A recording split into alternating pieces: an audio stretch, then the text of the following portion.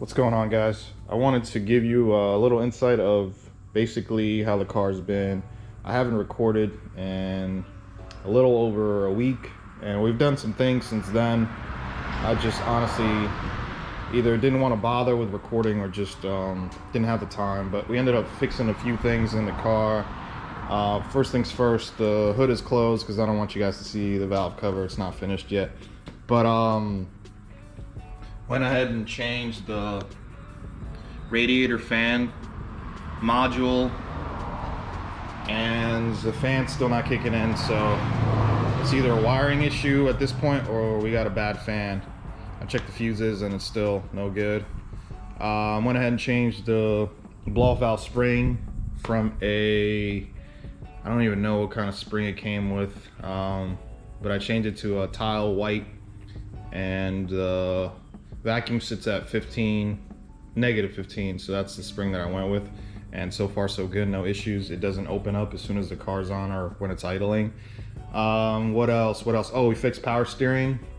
Car feels great now. It's not a pain in the ass to drive.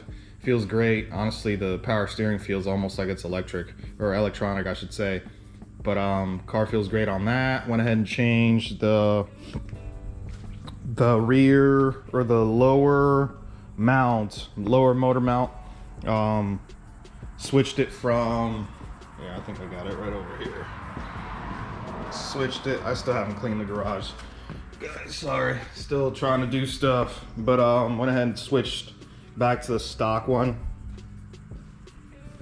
and the car feels a lot better. So yeah, I'm glad I actually ended up doing it. Probably end up keeping this for later, I don't know, or maybe sell it, I don't know really know what to do with it, but this is only on for like a couple hundred miles and I just couldn't stand it. The car was way too shaky and rattly, so it feels a little bit better. What else? Oh, fixed the gauge in the back. I'll show you guys that later. I actually have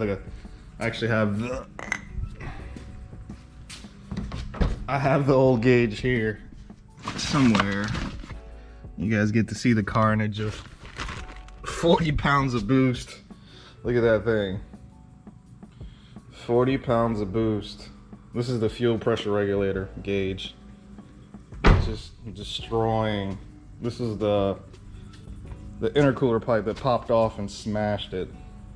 So we ended up switching this one to a Marshall, I believe it's called. Nice clean black one, but it's under the hood. Right now I'm getting ready to basically go get some E85. I'll go ahead and fill up the Civic and I'll show you what I'm talking about. All right, got the Civic fully loaded, ready to go get some E85. This is the struggle. So the nearest E85 station is about 2 hours away. So I literally have to drive 2 hours to go pick up E85 and bring it back. And then I usually carry a jug in the car. But the biggest reason we're doing this today is because I plan on going back to Force Fed Performance, which is the shop that did the work on the Evo and the tune. I'm going to them because I'm still getting that lean code when I'm cruising, so it shouldn't be anything serious, but I still don't like the code. It doesn't affect wide open throttle or anything like that, but the code is, I've tried everything. We found an exhaust leak in the test pipe. We fixed that. We ended up putting 2 gaskets to fix the leak. We've checked for vacuum leaks. We changed the O2 sensor, which we have the old one inside. And at this point, I'm ready to just bring it into them. It might be a tuning issue. Nothing crazy, probably maybe. I just want them to check the fuel trims and see if there's anything significant there. So I'm gonna need E85 for that. It doesn't make sense driving the Evo to go E85 because that's counterproductive, but what I usually end up doing is I do this and then I bring it back, and this should actually hold me for a while. Car has a little over a half a tank right now, so realistically speaking, this should last a couple months, depending on how much I drive. And now that I only have 2 cars, it's, I try to not drive this one as much. But yeah, guys, this is the reality. I give you the truth, and not everybody has ethanol readily available. So another problem that, if you want to do this, then something you're gonna have to deal with. But if you live in a city like I used to have no shit, like an E85 station in Florida, like 2 miles from my house, and then another one like less than a mile from work. So that was never been an issue till I got stationed up here. But yeah, guys, this is it. So today I'm actually gonna be taking the Evo back to the shop to try to diagnose this P0171 2 lean code. So far we got, I found an exhaust leak, which could be a possible cause. I fixed it, ended up putting 2 gaskets on the test pipe, didn't work. Did a boost leak test, multiple actually, found a couple leaks, nothing crazy. Went ahead and changed the O2 sensor and still didn't freaking fix the code. I thought I had it for a split second because I drove the car for like 40 miles and it didn't come back on. It's not a wide open throttle kind of code. It's really just a cruise and idle kind of code. So the car runs fine. I'm just really, I don't like lights, and the tuner only comes once a month. So this is the week that he's in. So I'm gonna pay him a visit and hopefully we can diagnose this. Right now I got the, oh, almost done. I got a spare tire, currently getting air right now. For those of you that know me, you know that I like to be well prepared. Obviously, I got full tank of E85, and then I got 2 jugs, little tool box.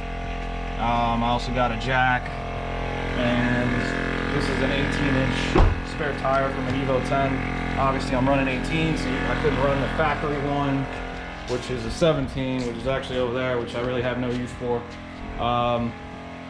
But I like to be overly prepared just in case. Last thing you want is to run over a nail or something like that, and then you gotta call the tow truck, and now I gotta take the bumper off because the car is too low, so on and so forth. So I just like being prepared. Hopefully this code is nothing crazy, and hopefully we can get it done today because this is the last thing. We ended up fixing the radiator fan. I think I already told you guys I changed the blow-off valve spring. What else? Power steering is good. It's running well. No issues with that. Other than that, I'm just trying to get this code done so I can actually move on to bigger and better things with this car. Still got a few more pounds left on that. But yeah, guys, I'll give you an update once we get over there.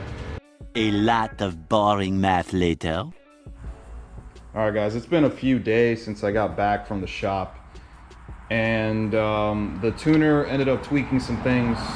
He let the car run for 20 minutes or so, then I drove it for a little bit, and since then the code came back once. It's been like 5 days, 4 or 5 days since I went to the shop, but I put about I'd say about like 300 miles or so on the Evo, and the lights only came on once. It's the lean code that I keep getting. It's a P0171. From what he was saying, it wasn't anything serious. He thinks that it was the change in ethanol content. So the E85 or E75 that they tuned it on is not what I typically run. What I run is essentially a little bit higher, closer to an E80 mix, and he thinks that might have triggered something. The code came back once.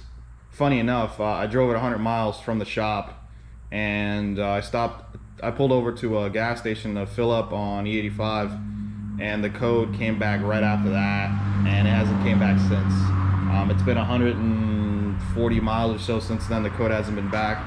I took some people yesterday on a couple little test rides so they can feel the power, and yeah, they love it, but the code hasn't been back. So it looks like we're good on that end. Pretty soon be taking this car for paint. We got a little tropical storm coming in, so probably halt it for a few days. But yeah, guys, overall I'm very happy with the car. Feels a lot better. The idle is great. None of that crazy idle jumping up and down. So what me and Rodney essentially think is that because they were trying to rush this car to get it done because the tuner only comes for a few days, we think that the tuner ended up just doing all the wide open throttle tuning, and didn't focus too much on the idle, because it feels like a completely different car. Like even when I started up, before it used to just like want to die. Sometimes it took multiple tries on a cold start. Keep in mind it's like 90 some degrees on average here every day. It's been the past couple weeks, and even with that, the car would still want to die. I understand in the cold weather, trust me, I've been on E85 for quite a while. In the cold weather, it is shitty to start these cars cold start, but on a hot summer day, it shouldn't be doing that. But now I don't have that issue anymore. The car starts right up, no issues, and honestly, it feels pretty close to what it did before. Other than a little slight lope, the car feels pretty much the same. So, all right, guys, it's about time I give you guys a little action, a little pull. We're gonna do a little quick second gear pull. Got a nice little open road.